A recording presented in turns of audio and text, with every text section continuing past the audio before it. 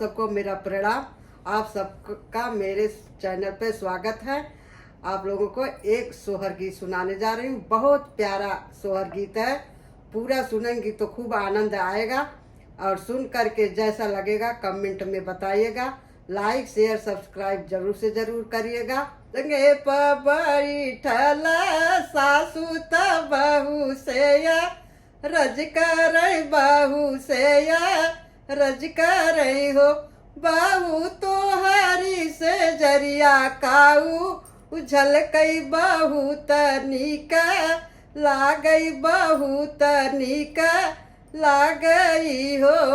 बहू तो हरी से जरिया काऊ झलकई बहुत नीक लागई बहुत नीक लागई हो।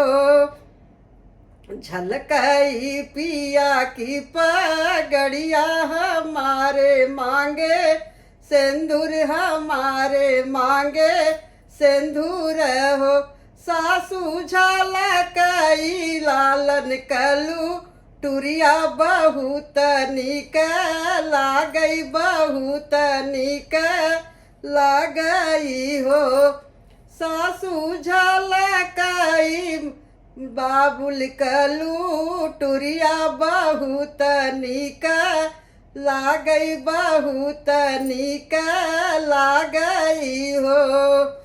कहाँ पाऊ पिया की गड़िया त कहाँ पाऊ सेनुर कहाँ पायु सेनुर हो।